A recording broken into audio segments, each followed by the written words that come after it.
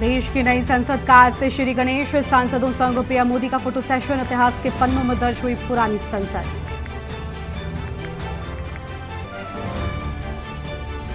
भारत ने खारिज किया कनाडा का आरोप, कहा खालिस्तानियों से ध्यान हटाने की कोशिश, भारत के दुश्मनों को दे रखी है शरण।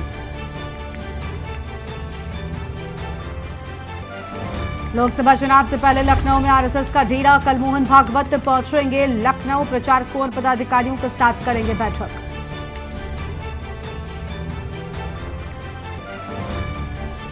कश्मीर में अब तक की सबसे लंबी मुठभेड़, 6 दिन से एनकाउंटर जारी, 6 आतंकी मार गिराए, 2 की अभी भी तलाश, जवान भी हुए शहीद। L1 पॉइंट की तरफ निकला आदित्य स्पेसक्राफ्ट, पृथ्वी की ऑर्बिट से निकालने के लिए किए गए थ्रस्टर फायर, जनवरी में L1 पॉइंट पर पहुंचेगा। पूरे देश में आज गणेश चतुर्थी की धूम, उत्सव के साथ घर घर विराजे गजानन, सीएम योगी ने ट्वीट कर गणेश चतुर्थी की दी बधाई। आप देख रहे हैं के न्यूज, खबरों का सारथी।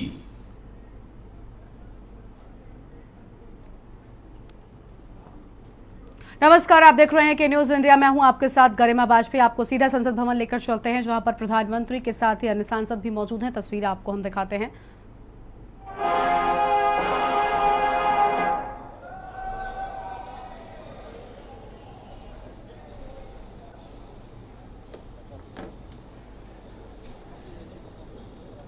वक्रतुंड महाकाय सूर्यकोटि समप्रभ निर्विघ्नं कुरु मे देवः सर्व कार्येषु सर्वदा। आप सभी माननीय विशिष्ट जनों को गणेश चतुर्थी की हार्दिक शुभकामनाएं।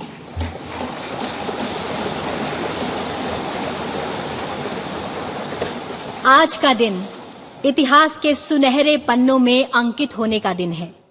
ये दिन परिवर्तन का है, एक नए शुभ आरंभ का, पुरातन से नवीनता की ओर बढ़ने का, परंपराओं को साथ लिए आधुनिकता के साथ कदम ताल करने का। और इसी पल को एक साथ जीने के लिए हम सब एकत्रित हुए हैं संसद के ऐतिहासिक केंद्रीय कक्ष में। आप सभी माननीय विशिष्ट जनों का हार्दिक स्वागत, अभिनंदन एवं शत शत वंदन।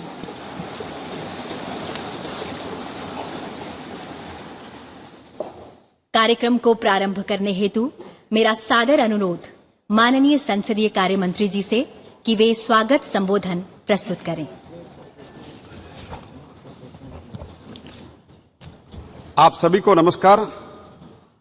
आई am feeling proud privileged to be the part of this historic occasion where we have assembled in this iconic central hall for the celebration of our 75 years of the parliamentary democratic journey and shifting to the new parliament building. First of all, I welcome Honorable Vice President of India and the Chairman of Rajya Sabha, Shri Jagdeep Dhankar ji, to gracing this momentous occasion. I welcome the most popular, dynamic, Honorable Prime Minister, Shri Narendra Modi ji, who has been real force behind giving us the new temple of democracy in the shape of new state-of-art Parliament House building, which is emerging as a symbol of Atmanirbhar Bharat. I also welcome Honorable Speaker Shri Om Birla ji, Deputy Chairman Rajya Sabha Shri Harivansh ji, Leader of the Rajya Sabha Shri Piyush Goyal ji, Leader of the Opposition Rajya Sabha Shri Mallikarjun Kharge ji, Leader of the largest opposition party in the Lok Sabha Shri Adhir Ranjan Chaudhary ji, all my colleague ministers, other senior leaders, fellow MPs from both the houses of the Parliament, to this function which has been organized to commemorate the last sitting of both the House held yesterday in the respective chambers. Today onwards, our two houses of the parliament shall have their sittings in the new Parliament House building. We all know that this central hall has witnessed transfer of power from Britain to Bharat. The formation and adoption of our constitution by the Constituent Assembly has been host to some very important occasions like rollout of GST, one tax, one nation, a finest example of cooperative federalism in our parliamentary democracy. There were 3 joint sittings of both the houses of the parliament for resolving the deadlocks under the Article 108, that is the Dowry Prohibition Bill 1959, the Banking Service Commission Repeal Bill 1978, Prevention of Terrorism Bill 2002. You all know that Lok Sabha and Raj Sabha were sitting in this building since 13th May 1952. Along with all my fellow members of the Parliament and other stakeholders of this Parliament, I am very happy and enthusiastic about the functions of the two houses of the Parliament henceforth from the new building, which is the symbol of new and emerging Bharat, paving the way for the developed nation as envisaged by Prime Minister by 2047. At the end, I would like to say that our journey so far is marked by excellent achievements, memorable experience, difficult challenges, remarkable milestones. As we go ahead, let us learn from our previous experiences so far and reaffirm our commitment to our historic democratic values and tirelessly work for the betterment of the person last in the queue. Jai Hind. बहुत बहुत धन्यवाद मान्यवर। अब संबोधन हेतु मैं आमंत्रित करना चाहूंगी लोकसभा में कार्यकाल की दृष्टि से वरिष्ठतम वर्तमान संसद सदस्य श्रीमती मेनका गांधी जी को।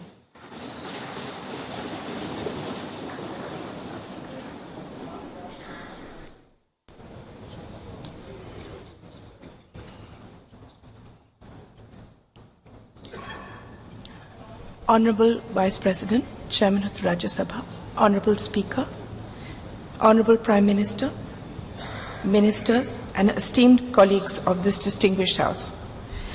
Actually, I'm as surprised to be here as you are to see me. This is a historic day today. I'm proud to be part of this historical moment when a government under the leadership of Prime Minister Shri Narendra Modi ji has undertaken to repair the deep-rooted asymmetry and to give an equal share in India's future to all of us women. I'm grateful for the honor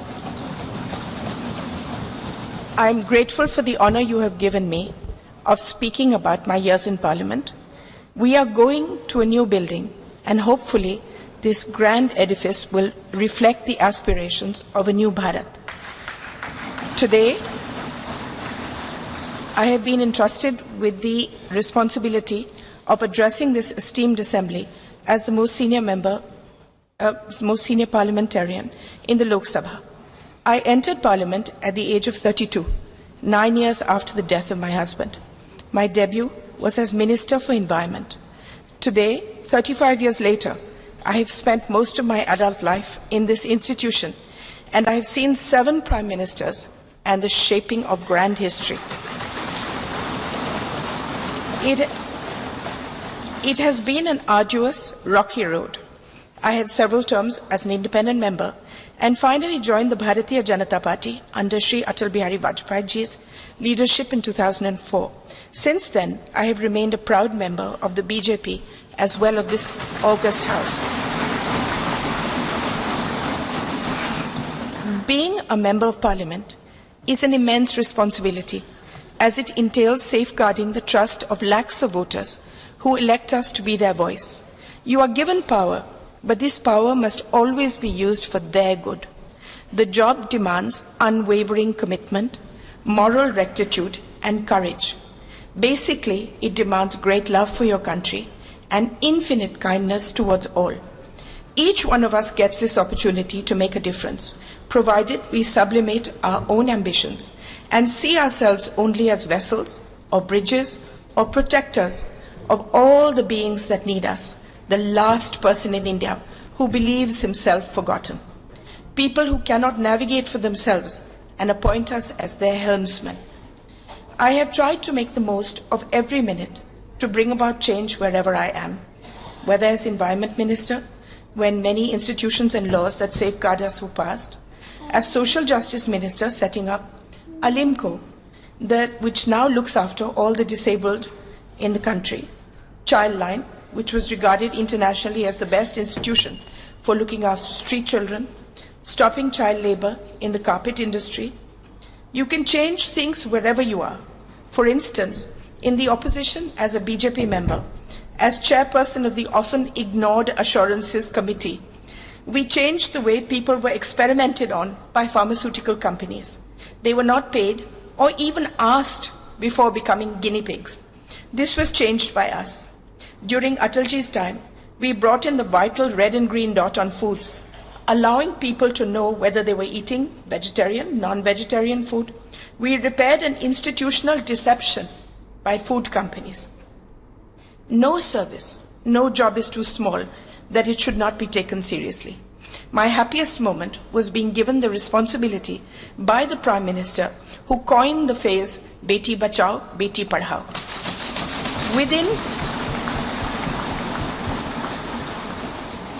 Within 2 years, we changed the thought of the country, the entire thought of the country, and the statistics show that it is a lasting change. From 130 women per 1,000, a shameful statistic, it rose to 950. Crores of girls were saved. Not only that, it is now seen as a shame and a crime to do away with girl children, whether in the womb or newly born. Now that we are going into a new building, a new phase, I want to tell all the young people here that politics is never fulfilling unless you have a grand passion and a commitment outside it, unless a fire of curiosity burns within you. No service is too small in the service of Mother India. What I have learned is that each constituency is your family. Within my family, there are a million microcosms of individual families. Each of them depend on us. We are a part of their lives as they are of ours. I have seen my primary duty to look after each family that has placed itself in my care by electing me, by seeing me as one of their own. In this matter, I wish to say that the Prime Minister has seen beyond people as a statistic and has meticulously seen to the needs of each individual family. Opening bank accounts, giving dignity in the form of toilets, home water taps, building homes for the poor, gas cylinders, giving young people loans, skilling them, protecting them through the largest pandemic in history, saying that no one remained hungry. Before I end, I would like to tell you a few things that I have learnt in my long journey so far. Never give up. There are times in all our lives where the world sits heavy on our shoulders and there doesn't seem any path ahead. It will take courage, determination, and a commitment to something larger than ourselves to forge ahead. Have faith in the goodness of your fellow man. Quieten your mind and soldier on. Believe in yourself. You are an instrument of goodness. If you fight for good, you will always be protected. Use the pain that we all have in our hearts to make yourself a better human being, not to embitter you. Use the pain in your heart to see the pain in the hearts of millions of beings around you and dedicate your life to them. I want to speak to all the women here. The world is still an unequal place, and we as women need to be the greatest champions of and for each other. We need to support and protect each other, especially young women across the social spectrum who lead a marginalized existence so that they have the ability to forge their own destinies. There is no greater power in the world than the power of empathy and kindness, and this transforms the life of someone weaker than you. Kindness serves as its own reward.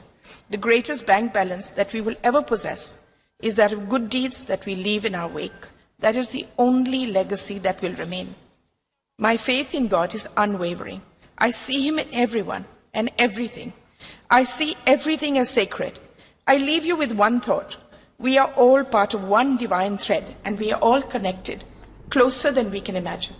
Let us, irrespective of any difference, तो ऐतिहासिक दिन की ऐतिहासिक तस्वीर आपको हम दिखा रहे हैं लगातार। देखिए 75 साल की गाथा पर विराम लगा है और नए प्रस्थान की शुरुआत हो चुकी है। हमारे साथ में वरिष्ठ पत्रकार संजय सोनी जी जुड़ चुके हैं। संजय जी, के न्यूज़ पर दर्शकों को हम इतिहास का साक्षी बनते हुए देख पा रहे हैं, लेकिन आज गणेश चतुर्थी का मौका है और गणेश चतुर्थी सनातन धर्म में कोई भी शुभ कार्य की शुरुआत होती है तो सबसे पहले भगवान गणपति की पूजा की जाती है। और आज भी जब नए संसद भवन में प्रस्थान किया गया तो गणेश चतुर्थी का दिन जो है वो चुना गया है। आप इस तस्वीर को किस तरह से देख पा रहे हैं और कितना खास आपको ये तस्वीर नजर आ रही है? देखिए, तकनीक और डेवलपमेंट की जब बात होती है तो इसमें कोई हर्ज नहीं है, मगर आज नई संसद बनने के पीछे आप देख रहे हैं और मीडिया ने भी बहुत पहले भी सवाल उठाए और अभी भी सवाल उठ रहे हैं कि आखिर जब इतनी अच्छी समृद्ध संसद हमने पास थी तो नई संसद भवन बनाने के लिए और इतने भारी रकम खर्च करने की क्या आवश्यकता थी? क्योंकि हो सकता है वो रकम, वो राशि किसी और काम में आती, देश के ही काम आती, देश के लोगों के काम आती। और मैं समझता हूँ कि आवश्यकता तो तब पड़ती कि जब कोई लोकसभा का परिसीमन होता, लोकसभा के संसद सदस्य जब बढ़ गए होते, राज्यसभा के संसद सदस्य बढ़ गए होते, तो शायद उसकी आवश्यकता थी कि कमी पड़ रही है या छोटी पड़ रही है। मगर मुझे लगता है ऐसा कुछ था भी नहीं।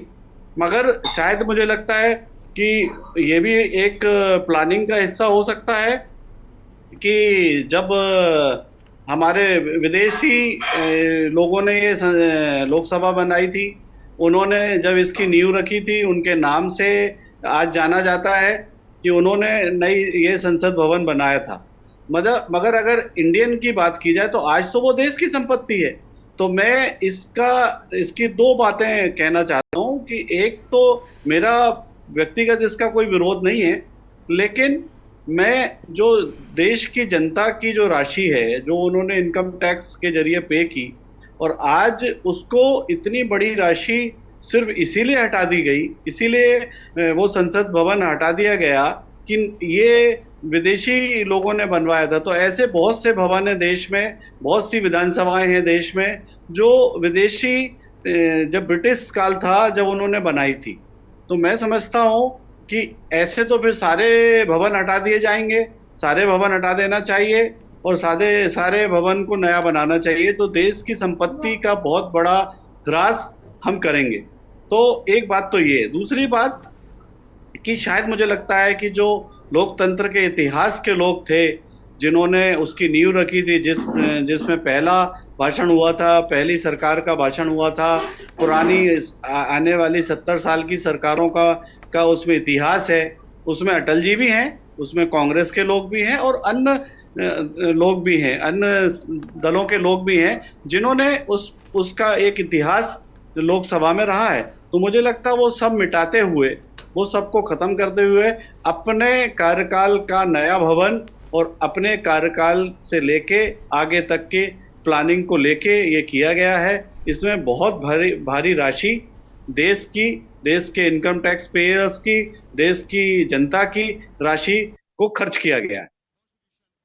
लगता है कि देखिए पुरानी संसद ठीक तरीके से थी तो उसका भी अभी आगे और ज़्यादा इस्तेमाल किया जा सकता था, लेकिन कल जिस तरीके से प्रधानमंत्री का भाषण सुना था हम सब ने, उन्होंने कहा कि उस संसद का भले ही बनाने का जो उद्देश्य रहा है वो विदेशियों का रहा, लेकिन उस संसद को बनाने में हमारे देश के मजदूरों का पसीना लगा, हमारे देश के लोगों का पैसा लगा, उनकी लगन और मेहनत से ही वो संसद भवन बनकर तैयार हुआ था। उन्होंने उस सभी इतिहास को याद भी किया, चाहे अटल बिहारी वाजपेयी की बात हो या मनमोहन सिंह की बात हो, इन सभी के कार्यकाल को उन्होंने याद किया। तो आपको लग रहा है कि इसके पीछे कुछ और वजह भी हो सकती हैं इस नए भवन के निर्माण के पीछे? मैंने कहा ना आपसे कि इसके पीछे की जो लॉजिक है, मैं जो समझ रहा हूँ, मुझे कांग्रेस से बीजेपी से कोई लेना देना नहीं है, मैं स्वतंत्र लेखन का काम है। तो मैं तो ये कहूँगा कि इसके पीछे भी खास तौर से नरेंद्र मोदी की, अमित शाह की एक रणनीति का हिस्सा है।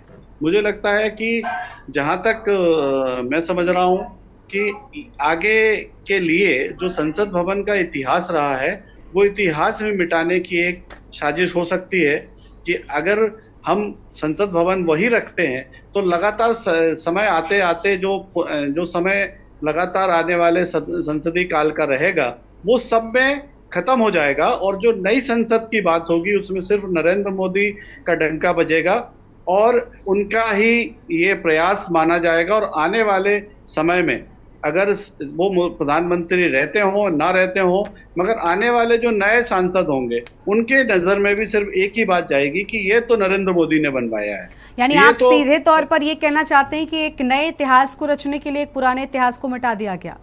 बिल्कुल बिल्कुल, मैं यही कह रहा हूँ कि पुराने इतिहास का मिटाने के कोई लॉजिक हो सकता है। जैसे मान लीजिए मध्य प्रदेश की जब मैं बात करूं तो वो विधानसभा छोटी थी, बहुत पुरानी थी, तो जब लोग विधानसभा के सदस्य बढ़ गए 230 हो गए और उसके ये खास तौर से उस समय की विधानसभा है जब छत्तीसगढ़ एक था तो उनके सदस्य मिला के संख्या और ज्यादा थी, तो उसके बाद कहा जाता रहा कि ये आवश्यकता है, तो बात ठीक थी, मैं समझता हूं। लेकिन अगर आवश्यकता भी नहीं है, संसद सदस्य भी नहीं बढ़ रहे हैं, कोई उसकी कमी नहीं है और अगर हम देखें तो आप देखिए कि आपको भी एक कॉमन फिनोमेना है कि अगर जब हम कोई भवन होता है, कोई महल होता है, कोई टूरिस्ट प्लेस में अगर ऐसा कोई महल होता है जो पुरातन महल कहा जाए या पुरातन सभ्यताओं को दर्शाया गया अगर महल है तो अपन देखने जाते हैं। आज का मुझे लगता है कि हाईटेक संसद भवन को वैसा नहीं सम्मान मिलेगा जैसा पुराने संसद भवन को मिलता था। लोग उसको देखने जाते थे, उसमें फोटो खिंचाते थे, लोग उसके इतिहास को जानना चाहते थे, पढ़ना चाहते थे। तो मुझे लगता है कि ये एक कालखंड को अभी तक के जो कांग्रेस के लिए कहते थे कि कांग्रेस मुक्त भारत या हम पुराना इतिहास या नाम बदले जा रहे थे, पूरे देश में नाम बदले जा रहे थे, आपको याद होगा बहुत से संस्थानों के नाम बदले जा रहे थे, तो उसकी कड़ी का एक हिस्सा है कि अब इन नई संसद भवन को लाके पुरानी संसद भवन का नाम बदल गया, काम बदल गया, उसका इतिहास बदल गया। मुझे लगता है ये एक लॉजिक है। ठीक है संजय जी, आपको क्या लग रहा है, जनता इस चीज को इस ढंग से स्वीकार करेगी कि ये देश के नाम एक और बड़ी उपलब्धि है, या फिर विपक्षी क्योंकि लगातार यही बात कह रहे हैं जैसा कि आपने कहा कि इस पैसे को बचाकर अन्य किसी जगह पर खर्च किया जा सकता था, पुरानी संसद भवन का इस्तेमाल होना चाहिए था, विपक्षी इस बात को लेकर क्या सरकार को घेरने में कामयाब हो पाएंगे? क्या जनता तक ये बात समझ में आएगी? देखिए ये तो अब समय गुजर गया और जब इसका नींव रखी गई थी उस समय विरोध थोड़ा बहुत हुआ भी, थोड़ा बहुत कहा भी गया, लेकिन वो पुरजोर बात नहीं कही गई कि देश की जनता ये कहे कि ये जो इतने 37,000 करोड़, मुझे लगता है शायद यही राशि है या कुछ और आसपास हो सकती है, तो ये बड़ी भारी राशि है देश की कि वैसे ही महंगाई है, वैसे ही बेरोजगारी है, वैसे ही हालात खराब है, देश के आर्थिक संकट है, लोन लिए जा रहा है प्रदेशों में, देश में। तो मुझे लगता है कि ऐसे हालात पे अगर ये राशि खर्च ना की जाती और पेट्रोलियम पदार्थ को कम कर दिया जाता, देश की महंगाई पे सब्सिडी दी जा सकती थी, देश के लोगों को लाभ दिया जा सकता था, अगर इस योजना का पे काम किया जाता तो मुझे लगता है देश की जनता प्रधानमंत्री नरेंद्र मोदी को, बीजेपी की सरकार को ज्यादा याद रखती बतौर आज के इस नए भवन को लेकर। बिल्कुल, लेकिन देखिए जिस तरीके से इस नए भवन की शुरुआत हो चुकी है और नए भवन में नई चीज़ें, नई तकनीकी के साथ, संजय जी आप इस बात को स्वीकार करेंगे कि देखिए वक्त के साथ तकनीकी में काफ़ी ज़्यादा इम्प्रूवमेंट हुआ है, काफ़ी ज़्यादा उन्नति की है देश ने, और पुराने संसद भवन की बात करें तो वो सारी टेक्नोलॉजी से लैस शायद नहीं था, इसी के चलते इस नए संसद भवन का निर्माण किया गया। क्या आप इस बात को नहीं स्वीकारते कि कम से कम जहाँ से देश के भविष्य तय किए जाते हों, देश में अहम फैसले बनते हो, जहां पर संविधान रहे, जहां पर न्याय की बात होती है, जहां पर जनता के मुद्दे सुने जाते हैं, कम से कम वहां पर सभी सुविधाएं, सभी चीज़ें, सब कुछ बेहतरीन होना चाहिए? नहीं, ये आपका कहना सही है, मगर क्या आप ये सारे जो 70 साल के कार्यकाल में जो भी संविधान बने, जो भी नई नई चीजें हुई, तो क्या इस संसद भवन से नहीं हुई? बिल्कुल क्या नहीं। टेक्नोलॉजी में जो परिवर्तन आया वो संसद भवन में एप्लीकेबल नहीं हुआ? ऐसा ऐसा मुझे लगता है कि कहना तो ठीक है, लेकिन इस बात पे एकदम अपन नहीं फोकस कर सकते कि जो संसद आज नए संविधान बनने हैं, ये सब ठीक है, वो तो संसद भवन में होता आया है। ये संसद भवन का कार्य प्रणाली का हिस्सा है। तो मैं जहां तक मैं समझता हूँ कि अगर ये कहा जाए कि अब बहुत अच्छा होगा, तो ठीक है, टेक्नोलॉजी का युग है, बहुत सारी चीजें परिवर्तित हुई भी हैं, मैं इसको डिनाई नहीं करता, और आज की आवश्यकता भी है, आपका कहना बिल्कुल सही है। लेकिन इस आवश्यकता की जो आवश्यकता थी वो नए भवन में हो सकती थी। जो इतिहास का भवन है, जो देश का भवन है, जो लोकसभा भवन है, आज हम उस गरिमा से उसको देखते हैं, और आज पूरा देश और विश्व जानता है कि ये संसद भवन भारत का प्रागैतिहासिक है, पुराना है, और इसकी कोई एक परिकल्पना से बनाया गया, और जो उसकी टेक्नोलॉजी इस्तेमाल की गई, शायद मुझे लगता है आज भी वो नहीं की गई होंगी। जिस समय पे टेक्नोलॉजी नहीं थी, जिस समय तकनीक का इस्तेमाल नहीं होता था, ज्ञान का इस्तेमाल होता था, परंपराओं का इस्तेमाल होता था, उसके पद्धति को उपयोग करते हुए ये भवन बनाया गया था, जिसकी बड़ा लंबा इतिहास है। बिल्कुल तो बिल्कुल। इसी देखिए, इतिहास की आप बात कर रहे हैं, हम इस बात को स्वीकार करते हैं कि देखिए इस संसद भवन में इतिहास रचा गया है, संसद भवन ने भी इतिहास रचा है। लेकिन संजय जी, जो सरकार की ओर से बातें रखी गई थी वो ये थी कि देखिए मूल ढांचा इसका अवेलेबल नहीं था, जिसके चलते जो इसमें रेनोवेशन होना था, मॉडिफिकेशन होना था, वो संभव नहीं हो पा रहा था। इसी के चलते और भी कई पॉइंट्स उनकी ओर से बताए गए कि ये वजह थी जिसके चलते हमने ये बड़ा कदम उठाया। 2 सदनों के लिए यहाँ पर जगह नहीं थी, जगह की कमी थी, इन सभी चीजों को ध्यान में रखते हुए ही ये कदम उठाया गया। सरकार का ऐसा कहना है। नहीं, ठीक है, अब वक्त की बात है, सरकार है, उनके हाथ में सत्ता है। अब वो कह सकते हैं, और ये भी सही है आपका, मैं कहना इस बात को मानता भी हूँ कि वक्त के साथ बदलाव की आवश्यकता होती है। लेकिन मैं समझता हूँ कि आज कोई भी सरकार हो, कांग्रेस हो, बीजेपी हो, मैं ये मानता हूँ कि जनता के पैसे की चिंता कोई नहीं करता। लोन बढ़ता जा रहा है, देश के आर्थिक ढांचे पे लगातार महंगाई बढ़ते जा रही है, बेरोजगारी बढ़ते जा रही है, इसकी चिंता कोई नहीं करता। वोट बैंक के कारण या अपना सरकार का झंडा बरदार करने के लिए आप कुछ भी करिए, ये तो सरकार आपके हाथ में है, आप कोई भी बात कह सकते हैं। लेकिन मुझे लगता है कि इस सब के इतर अगर कोई भी प्रधानमंत्री हो या देश की सरकार हो, चाहे बीजेपी हो, कांग्रेस, जनता के पैसों की चिंता, जनता के हालातों की चिंता, जनता के सुख सुविधाओं की चिंता, और मैं समझता हूं कि ये सारी चीज़ों का ध्यान रखते हुए अगर सरकारें चलें तो बहुत लंबे समय तक चल सकती हैं। अगर अपना इतिहास बनाना हो तो बात अलग है, अपने नाम को बढ़ाना हो तो बात अलग है। अब मैं समझता हूं कि अभी तक तो कोई जीवित प्रधानमंत्री के नाम पे कोई स्टेडियम आज तक नहीं मैंने सुना कि कोई रहा हो। ऐसा प्रधानमंत्री मोदी ने अपने गुजरात में ऐसा स्टेडियम बनाया। अब ये भी उनके रिकॉर्ड में लिख गया कि उनकी सरकार आई तो मोदी सरकार ने नया संसद भवन देश को दिया। तो ये सब ठीक है, अब आपके हाथ में चीजें हैं, आप करिए, मगर क्या उचित है क्या अनुचित है ये सोचना भी आपका ही धर्म है, आपका ही कर्तव्य है कि देश की जनता हमें आगे हमारे कामों को सराहे, हमारी नई बिल्डिंग को नहीं। नई बिल्डिंग तो ठीक है, आज पुरानी बिल्डिंग को भुलाया नहीं जा सकता, क्योंकि देश का बरसों की सरकारों का उसमें जीवन जुड़ा है, उसके लोगों का अस्तित्व रहा है। तो मैं समझता हूँ कि ये ठीक है कहना कि टेक्नोलॉजी की बात है, आज के युग की बात है, तो ठीक है। सरकार यानी आप आपके इस हाथ वजह में को भी है, आप मान कुछ रहे भी हैं कि करिए। कहीं ना कहीं जो बात निकलकर सामने आई थी कि एक इतिहास रचने के लिए एक इतिहास को मिटाने की कोशिश की गई है। ठीक है, यहाँ तक कि मैं तो ये भी कहूंगी कि जो विपक्षी हैं वो भी आपकी ही बात से सहमत नजर आते हैं और यही बात कह रहे हैं। लेकिन संजय जी, इस बात को भी स्वीकार किया जाना चाहिए, मैं बार बार कह रही हूँ कि देखिए प्रधानमंत्री ने कल जब स्पीच दी उस दौरान उन्होंने इन सारी बातों को स्वीकार किया कि ये संसद भवन इतिहासों का गवाह रहा है, इसने इतिहास बनते देखा है। और जिस तरीके से आज़ादी हुई, पहले इस संसद भवन को क्या कहा जाता था उन्होंने ये भी बताया, सबके कार्यकाल को याद किया। तो ऐसे में उन्होंने विपक्षों के लिए मौका छोड़ा नहीं कुछ हमला कर पाने का उन पर। देखिए, वो तो कहना ही पड़ेगा अगर आप इतिहास को की बात कहेंगे और अगर आप पुराने प्रधानमंत्री को याद नहीं करेंगे, किसी भी सरकार के किसी भी दल के प्रधानमंत्री रहे हों, तो वो तो आपकी अछूती बात होगी। और मुझे लगता है कि पहली बार देश के प्रधानमंत्री ने पहली बार पुराने लोगों को याद किया, चाहे वो अटल जी ही क्यों ना हो।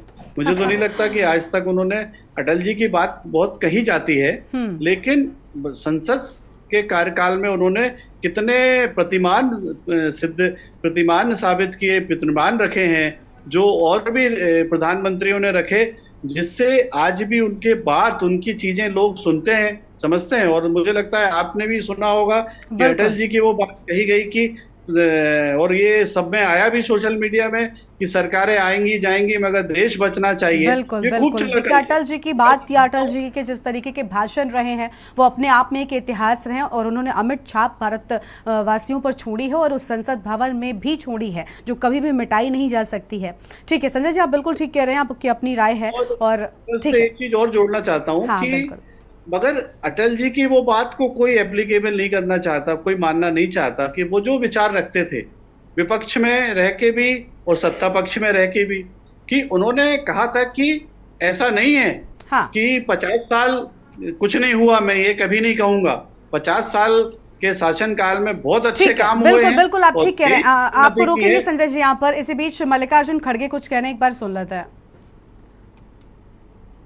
Of this Parliament House and the Central Hall, where we have gathered today, hold a very special significance.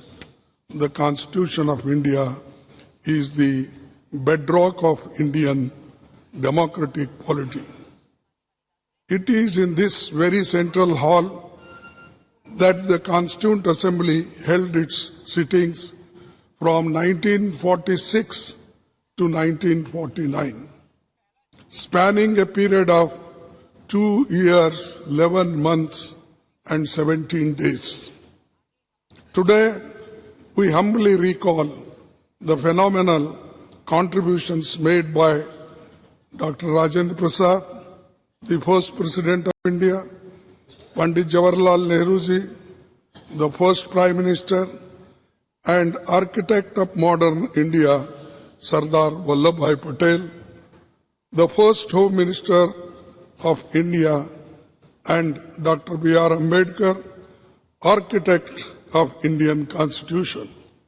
It is also an occasion to recall with gratitude the contributions of Sri G.V. Malvankar, Dr. Sarvapalli Radhakrishnan, and also acknowledge the collective contribution by members of the Constituent Assembly, Provisional Parliament, and First and all subsequent Lok Sabha. This central hall was witness to Pandit Nehru's tryst with destiny speech on the eve of India's independence. And yesterday, the Prime Minister also mentioned this in his speech.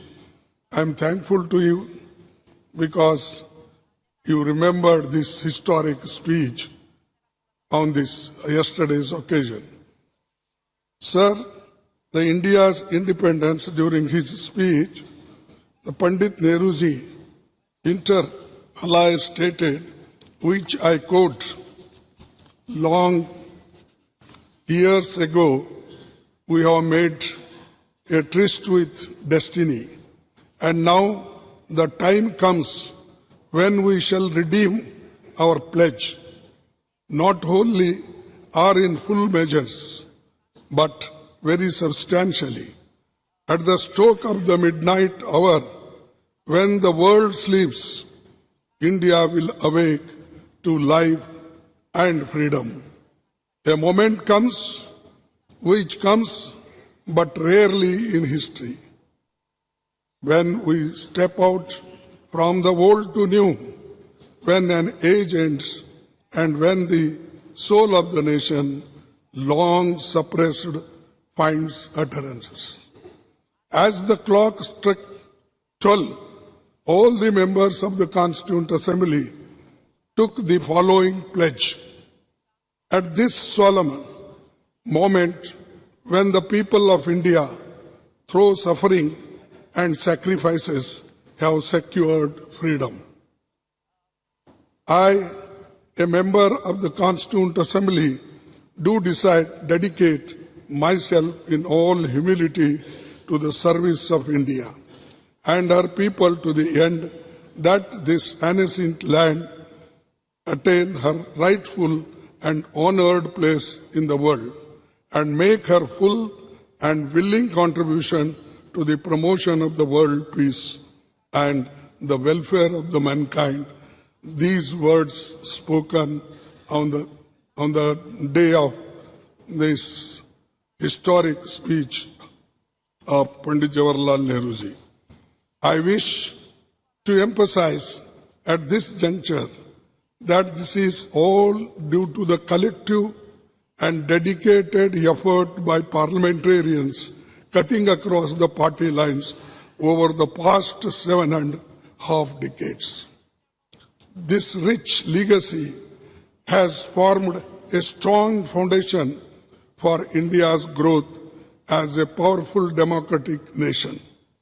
Every nook and corner of the Parliament House has witnessed the evolution of our parliamentary democracy over the past 75 years. As we bid adieu to the Parliament House and move to the new Parliament building today, I am overwhelmed with emotions and tinge of pathos. We would, of course, be continuing our parliamentary duties in the new Parliament building, but will miss the Parliament House. The success of the institution lies in the upholding constitutional values and ideals. The idea that institutions are sacrosanct and essential for the success is a fundamental principle in governance and development. We should commit ourselves to adhere to and preserving the constitutional values and parliamentary traditions as the country moves ahead in effectively performing parliamentary duties and in our endeavors for the growth of our nation. To build this country, forgetting our parties, political parties, we should be one to build the nation, to protect the nation, to protect the Constitution, to protect the democracy. This must be our aim. With these words and one quote I will say, no man can be grateful at the cost of his honor. No woman can be grateful at the cost of her chastity. And no nation can be grateful at the cost of its liberty. So, to protect our liberty, to protect our integrity, we must work all together. That is the only way to build the nation. Thank you. Jai Hind. बहुत बहुत धन्यवाद मान्यवर। अब मेरा माने आग्रह है माननीय लोकसभा अध्यक्ष श्री ओम बिरला जी से कि आप हम सभी को अपने शब्दों द्वारा अनुग्रहित करें।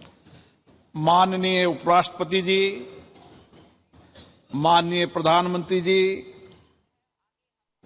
राज्यसभा में सदन के नेता, संसदीय कार्य मंत्री जी, प्रतिपक्ष के नेता, लोकसभा में सबसे बड़े दल के नेता, सभी माननीय मंत्रीगण, सभी माननीय संसद सदस्यगण, आज संसद भवन के इस ऐतिहासिक कक्ष में जो हमारी देश की आजादी का साक्षी रहा, जो संविधान निर्माण का साक्षी रहा, जिसमें अनेक परिवर्तन एवं ऐतिहासिक निर्णय हुए, इसी केंद्रीय कक्ष में माननीय राष्ट्रपति जी का उद्बोधन भी हमें मिला। विश्व के कई राष्ट्र अध्यक्षों ने यहां संबोधन करते हुए हमारे लोकतंत्र के प्रति आस्था व्यक्त की और आज इस केंद्रीय कक्ष से हम सब लोग नए संसद भवन की ओर प्रवेश कर रहे हैं। ये नया संसद भवन हम सबके लिए नई आकांक्षाओं, नई अपेक्षाओं और नई उम्मीद, नई उमंग के साथ होगा, मेरी ऐसी आशा है। आज इस अवसर पर उन सब स्वतंत्रता सेनानियों को भी नमन करता हूं जिन्होंने हमारे भविष्य के लिए, हमारे कल के लिए अपना वर्तमान बलिदान कर दिया। मैं आज उन महान नेताओं को भी नमन करता हूं जिन्होंने इस केंद्रीय कक्ष में दुनिया का सबसे बड़ा संविधान निर्माण में अपना अमूल्य योगदान दिया, जिन्होंने देश में आर्थिक सामाजिक परिवर्तन लाने में अपना दायित्व निभाया। आज हम उन सभी मान्य सदस्यों को भी स्मरण कर रहे हैं, याद कर रहे हैं, जो हमारे बीच में नहीं रहे लेकिन जिन्होंने अपने संवैधानिक दायित्वों का निर्वहन करते हुए देश की प्रगति में योगदान दिया। मैं आज संसद के उन सभी माननीय सांसदों का भी हार्दिक अभिनंदन करता हूं जिनके लंबे संसदीय अनुभव का लाभ आज हमें मिल रहा है। ये संसद भवन अनेक ऐतिहासिक घटनाओं, निर्णयों और परिवर्तनकारी कानूनों के निर्माण का साक्षी रहा है। हमारी संसद कई घटनाओं का मंच रही है जिन्होंने 75 वर्षों में इस देश को एक ऐसा स्वरूप दिया है जो दुनिया में एक नई ताकत और सामर्थ्य रखता है। हमारी संसद देश की करोड़ों जनता की अभिव्यक्ति एवं भावनाओं का माध्यम रही है, जहां हमें लोकतांत्रिक संस्कृति के अनुरूप चर्चा और संवाद से अनेक चुनौतियों का समाधान निकाला है और कई श्रेष्ठतम प्रतिमान स्थापित की हैं। इन 75 वर्ष की संसदीय लोकतंत्र की गौरवशाली यात्रा में हमने देश में कई क्रांतिकारी बदलाव भी किए। आज जनता नए भारत के लिए आकांक्षी है। आज लोगों को हमसे अपेक्षाएं बढ़ी है, आकांक्षाएं बढ़ी हैं, उम्मीद बढ़ी है। ऐसे में हमारी जिम्मेदारी और बढ़ जाती है कि हम अपने संवैधानिक दायित्वों का शुद्ध अंतर्करण से निर्वहन करें और उनकी अपेक्षाओं, आकांक्षाओं और उम्मीदों को पूरा करें और आकांक्षी भारत के सपनों को साकार करें। मान्यवर, हम सबका सौभाग्य है कि हम ऐसे कालखंड के जनप्रतिनिधि हैं जिस समय भारत हर क्षेत्र में तेजी से आगे बढ़ रहा है। हमारी लोकतांत्रिक संस्कृति और हमारा श्रेष्ठ नेतृत्व के कारण हम पूरे विश्व को एक परिवार के रूप में लेकर वैश्विक चुनौतियों का समाधान के लिए भारत एक सार्थक भूमिका निभा रहा है। आज हम नए भवन में प्रवेश कर रहे हैं। नए भवन में प्रवेश करते समय विकसित भारत बनाने की हमारी प्रतिबद्धता को हम दोहराने का अवसर भी है। हमारा संकल्प है कि हम इसी संसदीय लोकतंत्र से सामूहिक चर्चा, संवाद, सहमति, असहमति और कठिन परिश्रम से सारे देश की जन भागीदारी के साथ इन आकांक्षाओं को पूरा करेंगे। विश्व के सबसे बड़े संसदीय लोकतंत्र होने के नाते हमारी जिम्मेदारी और बढ़ जाती है। इसलिए आवश्यक है कि हमारी संसद हर एक मुद्दे पर चर्चा करे, सार्थक सकारात्मक दिशा दे, कानून बनाते समय सारगर्भित चर्चा हो, सकारात्मक के साथ चर्चा हो, ताकि हम देश को और अधिक समर्थ एवं समर्थ बना सकें। और इसमें हमारी संसद की उल्लेखनीय भूमिका होनी चाहिए। आजादी के इस अमृत काल में हम 2047 तक विकसित भारत के निर्माण के लक्ष्य को लेकर चल रहे हैं। विकसित भारत बनाने का ये लक्ष्य हमारी संसद के माध्यम से साकार होगा। हम ऐसे संकल्प की प्रतिबद्धता के साथ नए भवन में प्रवेश करेंगे जहां हमारी भागीदारी भी होगी, जनता की अपेक्षाएं भी पूरी होगी और नए आकांक्षी भारत और 2047 में विकसित भारत के सपने को भी पूरा पकाएंगे। आज गणेश चतुर्थी के शुभ दिन, ऐसे शुभ दिन पर अच्छी परंपराएं, अच्छी परिपाटियां, अच्छी प्रथाएं, अच्छे अनुभव हम साथ लेकर जाएं और नए संसद भवन में उनको स्थापित करें, ताकि विश्व के लिए भारत का लोकतंत्र मार्गदर्शक बन सके। नया भवन हमारे देश की आकांक्षी जनता के लिए परिणामदायक हो, परिवर्तनकारी हो, ताकि हमारे संविधान निर्माताओं ने समानता, न्याय और बंधुता का जो संदेश दिया है उसे हम पूरा कर सके। हम अपनी संसद को देश की जनता की सेवा में सच्चे भाव से समर्पित करें।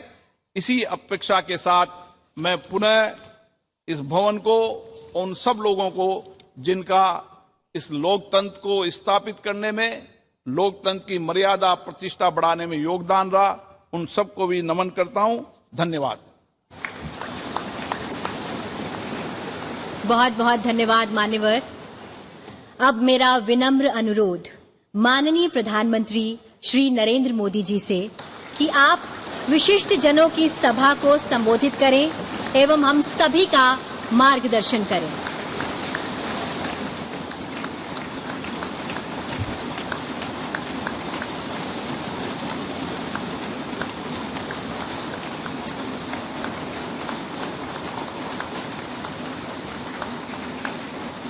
आदरणीय उपराष्ट्रपति जी, आदरणीय स्पीकर महोदय, मंच पर विराजमान सभी वरिष्ठ महानुभाव और 140 करोड़ देशवासियों के प्रतिनिधि, सभी माननीय सांसदगण, आपको और देशवासियों को गणेश चतुर्थी की अनेक अनेक शुभकामनाएं।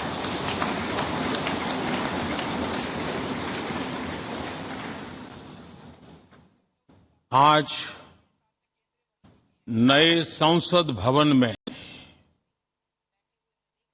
हम सब मिलकर के नए भविष्य का श्री गणेश करने जा रहे हैं।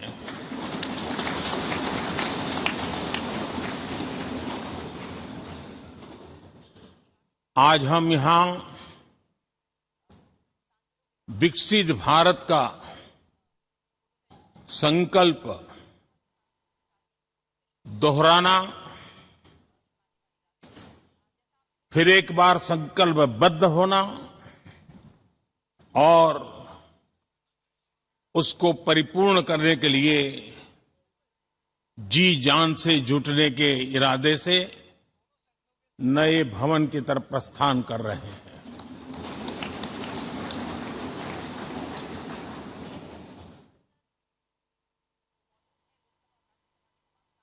सम्माननीय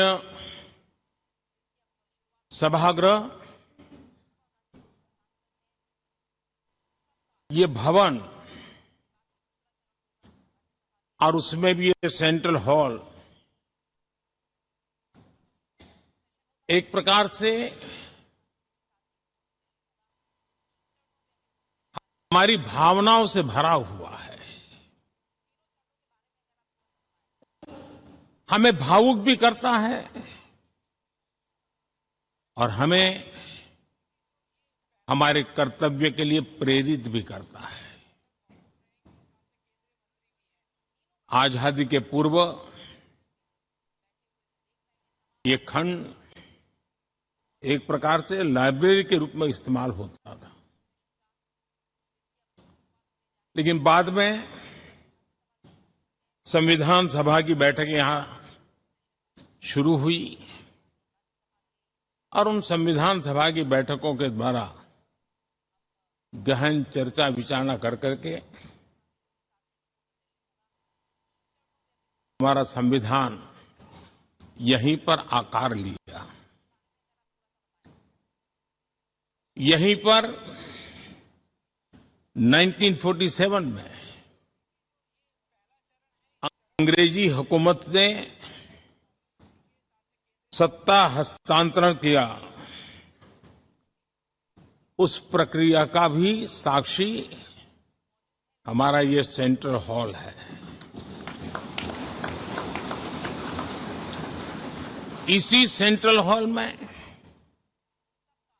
भारत के तिरंगे को अपनाया गया, हमारे राष्ट्रगान को अपनाया गया और ऐतिहासिक अवसरों पर आजादी के बाद भी सभी सरकारों के दरमियान अनेक अवसर आए जब दोनों सदनों ने मिलकर के यहां पर भारत के भाग्य को गढ़ने के पर विचार किया, सहमति बनाई और निर्णय भी किए। 1952 के बाद दुनिया के करीब 41 राष्ट्राध्यक्षों ने इस सेंट्रल हॉल में हमारे सभी माननीय सांसदों को संबोधित किया है।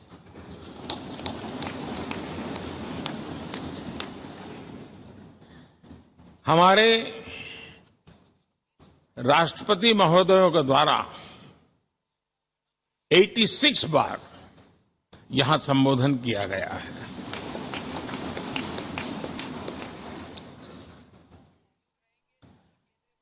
बीते 7 दशकों में जो भी साथी इन जिम्मेवारियों से गुजरे हैं, जिम्मेवारियों को संभाली है, अनेक कानूनों, अनेक संशोधन और अनेक सुधारों का हिस्सा रहे हैं।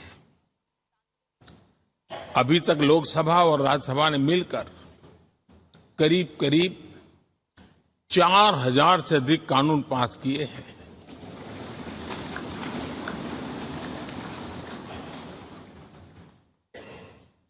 और कभी जरूरत पड़ी तो ज्वाइंट सेशन के माध्यम से भी कानून पारित करने की दिशा में रणनीति बनानी पड़ी और उसके तहत भी दहेज रोकथाम कानून हो, बैंकिंग सर्विस कमीशन बिल हो, आतंक से लड़ने के लिए कानून हो, ये संयुक्त सत्र में पास किए गए हैं, इसी गृह में पास किए गए। इसी संसद में मुस्लिम बहन बेटियों को न्याय की जो प्रतीक्षा थी, शाहबानो केस के कारण कुछ गाड़ी उल्टी पार्टी पर चढ़ गई थी।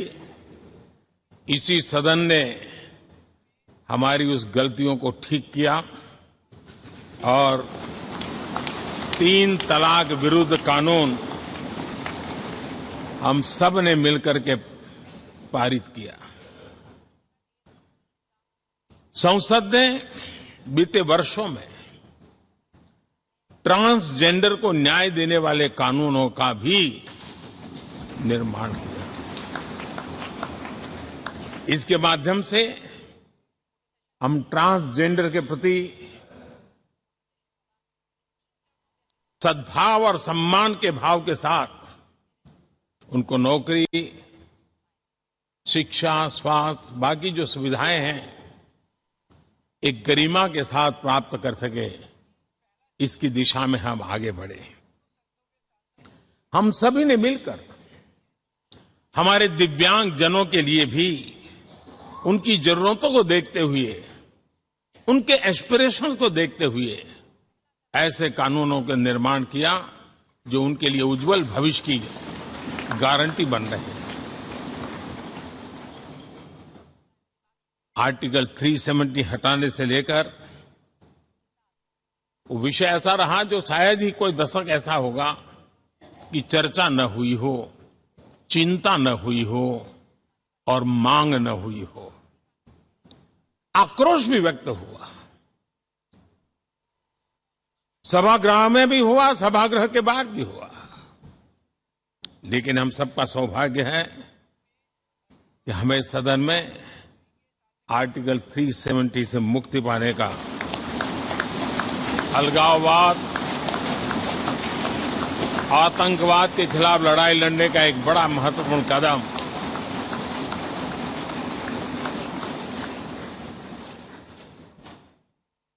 और इस महत्वपूर्ण काम में माननीय सांसदों की, संसद की बहुत बड़ी भूमिका है। जम्मू कश्मीर में इसी सदन में निर्मित हुआ संविधान हमारे पूर्वजों ने दिया हुआ वो महामूल्य दस्तावेज जम्मू कश्मीर में लागू करते हैं तो इस मिट्टी को प्रणाम करने का मन करता है। आज जम्मू और कश्मीर शांति और विकास के रास्ते पर चलने के लिए प्रतिबद्ध हुआ है और नए उमंग, नए उत्साह, नए संकल्प के साथ जम्मू कश्मीर के लोग आगे बढ़ने का कोई मौका अब छोड़ना नहीं चाहते हैं। ये दिखाता है कि संसद के सदस्यों ने मिलकर के संसद के भवन में कितने महत्वपूर्ण काम किए हैं। माननीय सांसदगण, लाल किले से मैंने कहा था यही समय है, सही समय है।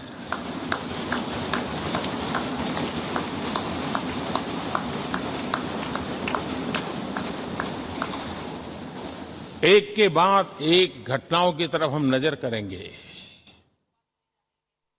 हर घटना इस बात का गवाह दे रही है कि आज भारत एक नई चेतना के साथ पुनर्जागृत हो चुका है।